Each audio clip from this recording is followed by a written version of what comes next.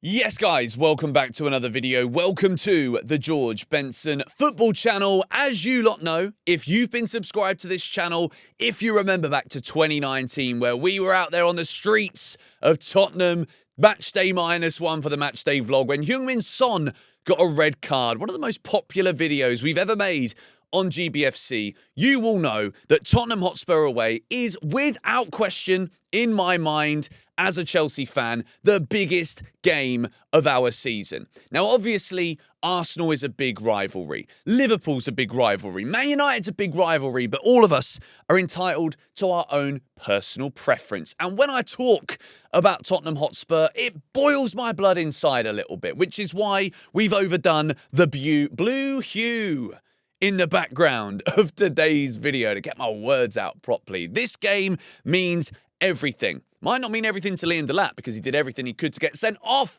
so that he couldn't feature in a match of this magnitude on Saturday evening. But for me, this is the one I want to win the most. Beating them at home, you expect that because we do that. We do that very often. But beating them away, this can make my month. To start November with a win away at Spurs the month before Christmas. Yeah, we're getting festive. I'll put the Christmas tree up. I don't even have a house at this point, which is why we're in the studio today. I hope you like this one. This is where we film all of the shootout content.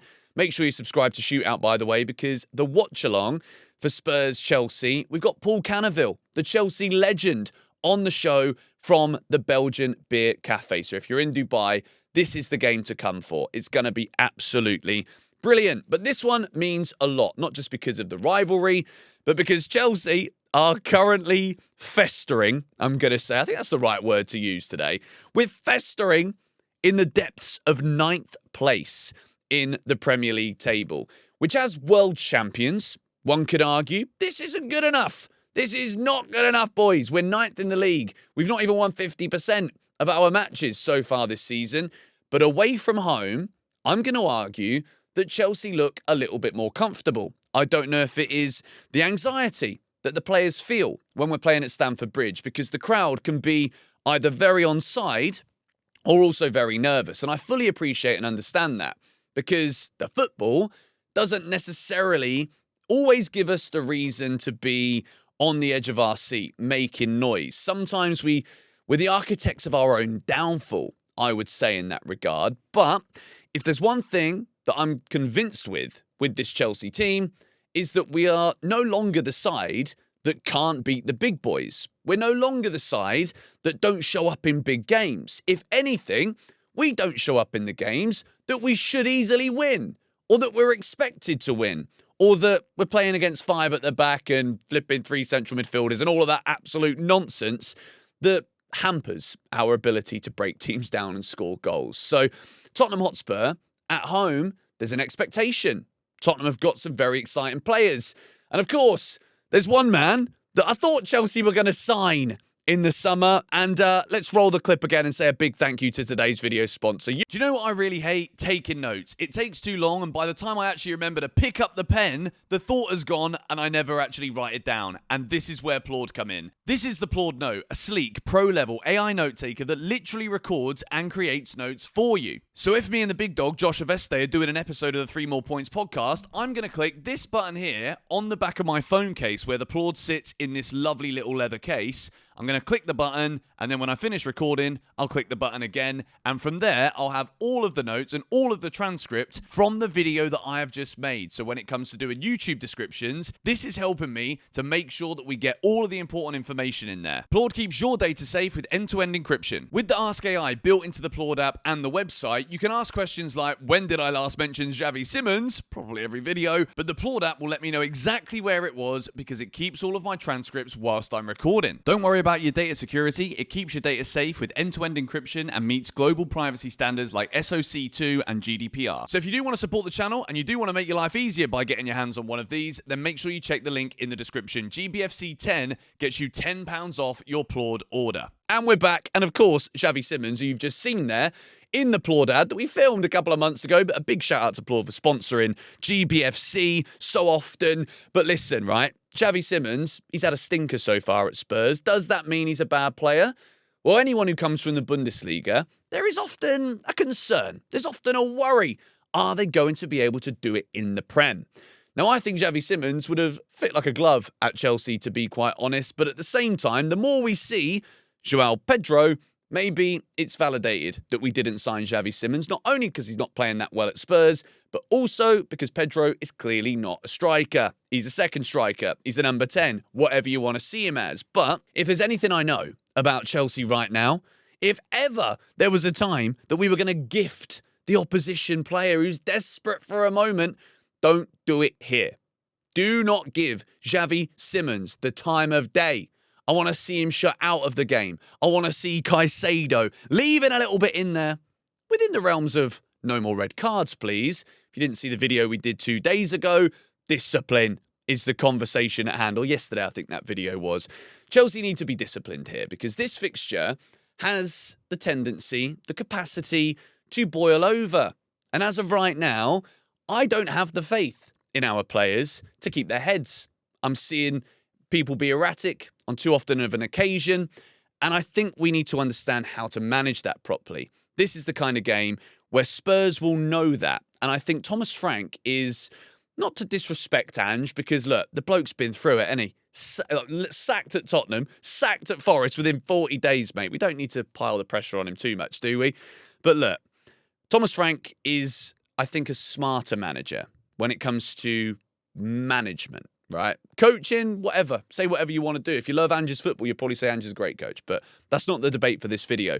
I think Thomas Frank will know how to frustrate Chelsea while still not necessarily reverting to Spurs just being super narrow and trying to frustrate Chelsea and defend, and hopefully we'll catch them on the counter-attack. If Spurs tried that, I think they'd have probably a lot of success, to be quite honest, and I don't even want to entertain the idea of that being our reality on Saturday evening. They've got some really exciting players. I think Mohamed Kudus is obviously someone who Chelsea were also interested in, who I think would have been a very good signing again for Chelsea. But Spurs had a good window, and they're having a good season. They're unbeaten in the Champions League. Yes, they were beaten. They were abject against Newcastle in the Carabao Cup on Wednesday when Chelsea were at the Molineux doing the business there, or kind of doing the business, if you know what I mean. But Tottenham, this is going to be difficult. And Chelsea right now are in this position that we're in because we're too inconsistent. Now, there is no better game. There is no better game to turn this on its head than Spurs away. Chelsea in this fixture, we have been fantastic. Whether it's Maurizio Pochettino, Frank Lampard, Chelsea beat Tottenham. It's what we do. Now we're in this situation. We've had some good games, we've had some bad games, but 9th place in the Premier League table, that's not building upon a Club World Cup win. That isn't taking it to the next level. That is certainly not a title charge. Now, if Tottenham win this game, the confidence they will get, there's no reason why they can't think that they can chase down Arsenal. Don't let that be the reality. And for us, we're already out of the title race, but we absolutely cannot afford to let our season capitulate and start chasing our tails as we look for a Champions League place again. It would just be, again, after all of this money that we've spent, we have to address it because, look, we've spent a lot, okay? And for us to not take steps forward this season, questions would need to be asked. But listen, I believe in Chelsea in these big games, and I still believe in Enzo Maresca. As much as his football can sometimes be frustrating, as much as I don't understand why and how we have this, we can't see out games of football, or we struggle to see out games of football, or defensively, weak, because we keep conceding stupid goals. When you look at so many of the goals that Chelsea concede, there's no denying in my book that so many of them are avoidable. And I don't want to see these mistakes again. Tottenham away, let's go there, let's beat this lot, and let's make it happen. Let's get our season back on track. The Wolves game was a scary one, all right? The ending of that match, I don't get it. Eunice and I refreshed the stream just to make sure we were like, the timer wasn't so off and all that stuff. And as soon as I refreshed the stream after Gittins scores a worldie, really good from Gittins, by the way, great performance, 2 assists and a goal. We refreshed the stream and then Cucurella's heading the ball into his own net. How are we getting into these positions? Tottenham will hurt us if we don't defend properly. Now, am I confident that we can do that? I'm not sure. And I think Enzo Maresca's starting 11 that we saw against Wolves could be a telling sign of what we see against Tottenham this weekend. And particularly, I want to address the centre-back situation because he started with Tosin and Achampong. I don't think Tosin can be anywhere near the starting 11 for Spurs just because the way he's played this season has not been anywhere near good enough. I would have said, and if you guys watched the video on Tuesday, I would have said that Achampong would have been my starting centre-half with Trevor Chalobah. Now, we're going to build my Chelsea lineup in a moment. And of course, at the end of every match preview, we give a score prediction, all right? But I genuinely think this is a good sign that Wesley Fofana might be the chosen centre-back with Trev this weekend because he didn't start that game. And then Josh as well, let's be honest, did Achampong cover himself in glory at the Molineux? The answer is no. Again, I think when you've got someone like Tosin who just can't defend 1v1s next to you, who's not exactly the paciest centre half, maybe Josh feels like he's got to be a bit more erratic. He's got to jump into things a little bit more. I think we should just build this 11 now because I'm getting nervous. The longer we talk about this game, the more nervous I bloody get. But let's begin with the goalkeeper, Chelsea's number 1, Robert Sanchez. Now, I've got a theory about Sanchez, and again, I might be speaking out of turn here. This might be something that is unfair, and I might be talking absolute nonsense, right? But I get this feeling, right? I can see it. If Sanchez looks like he's tired, he's going to play like he's tired. And if you get it, you get it. If you don't worry about it. We'll move on from it. But Rob Sanchez has to be on here. And I think this is part of why we've got so many defensive struggles, is because when you've got a goalkeeper that just keeps delivering, that is in great form, that is consistent, I think the defence have a more calm composure about how they operate. And that is up to Sanchez. Cut the mistakes out. Don't want to see any more Man United moments. And if ever there was a game that there would be one, it's Tottenham away. High-octane footballing affair, okay? I need your best, Rob, please. I need everything to be on. I need your distribution to be right. Shot stopping, never really had too much of a problem with that, but keep it on. And don't do anything silly. Your box is your box. Don't handle the ball outside of it. And no silly fouls, please. Okay? Rob Sanchez is in goal. Now, for this game, I've gone with the lineup that I think Enzo Maresca will go with. Not necessarily the one that I want to see. And we can go through this and discuss the alternatives in the process. So I was deliberating. Do we go and put Gusto at right back and then have Reece James in the midfield for this game? Nope, I'm not doing it. This is what I think Maresca might do still, but this is also kind of my own personal preference. Let me know in the comments down below what your preference is for this, but I'm going to go with Reece James, and then I think it will be Fofana and Chalobah because Josh played the full 90 and didn't shine, and Marc Cucurella at left back. This is a risk for me because I think Wesley Fofana right now, you never know when he's going to get injured again. I think it was a telling sign that he played so much of the match, or didn't he finish the game against Ajax in the Champions League last week? So maybe he's ready. I think when we look at the defending against Sunderland last week, obviously Chalobah wasn't in top form either.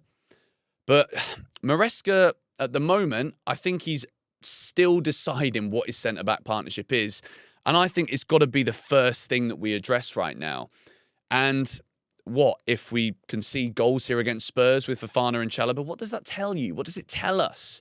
Are we getting any closer to figuring it out? And look, we've all got our own preferences. I want to know what your preference is in the comments down below. Does it even include Badiashile? He's obviously not out. He's out right now, and I'm recording this prior to the press conference because I need to for recording opportunity.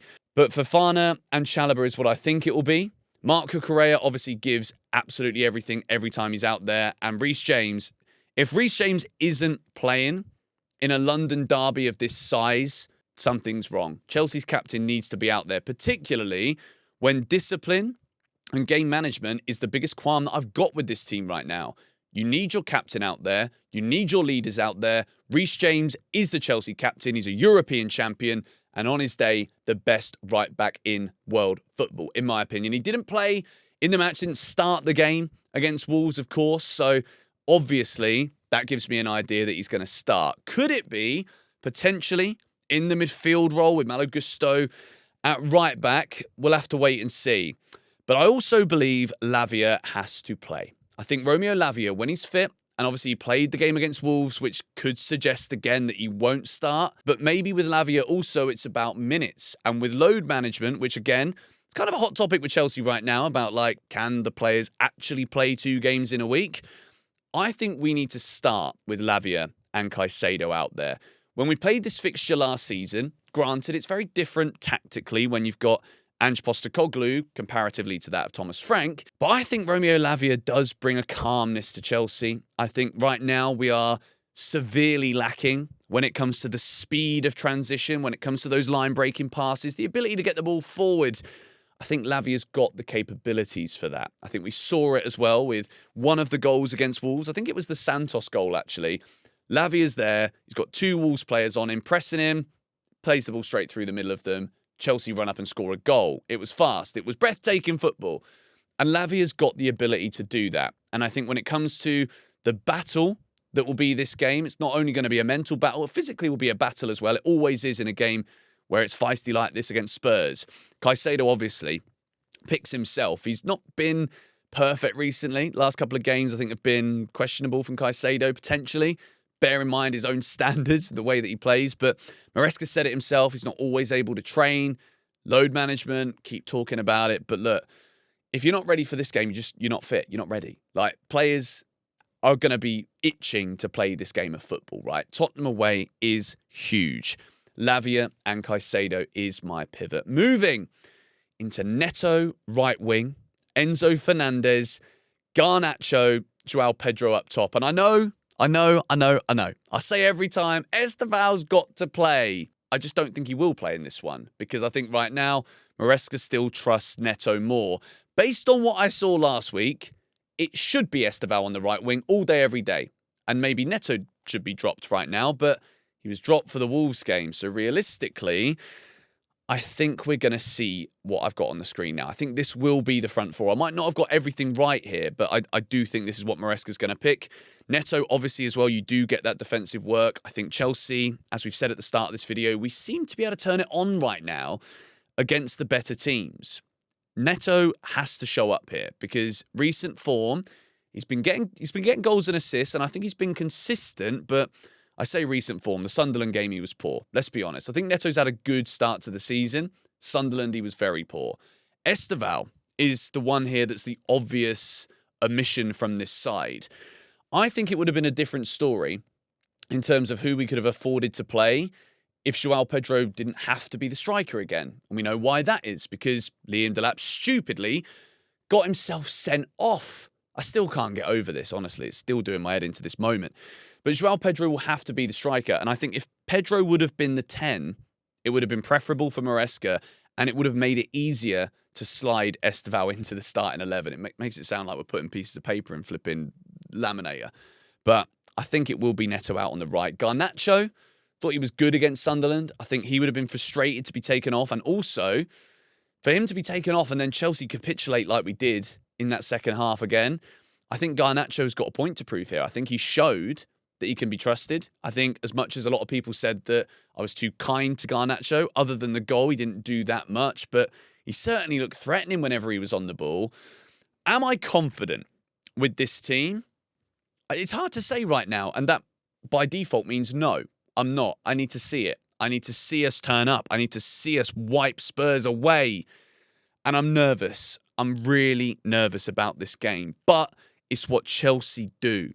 We beat Spurs away. This is a huge game of football, and I think Chelsea right now are better suited and better set up for this game of football. Enzo Fernandez, Lavia, Caicedo. I think that is the key.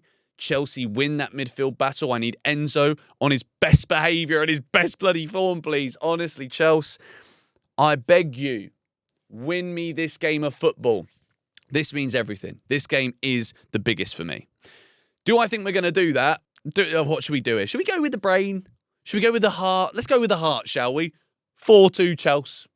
We're not going to not concede goals, are we? But I don't think it's going to be that, to be quite honest. My honest prediction is a 2-2 draw. And I really wish I was more confident, but I'm not. I'm genuinely just not confident right now. Let me know your score predictions in the comments down below. I really want Esteval to play. If there was ever a start that a player needs to a Chelsea career when you're a potential future Ballon d'Or winner, scoring a winner at home to Liverpool in the 95th minute, the champions, massive. Scoring in the Champions League, huge. Carabao Cup, he's ticked all the boxes right now. Score me a winner off the bench against Tottenham. I beg you.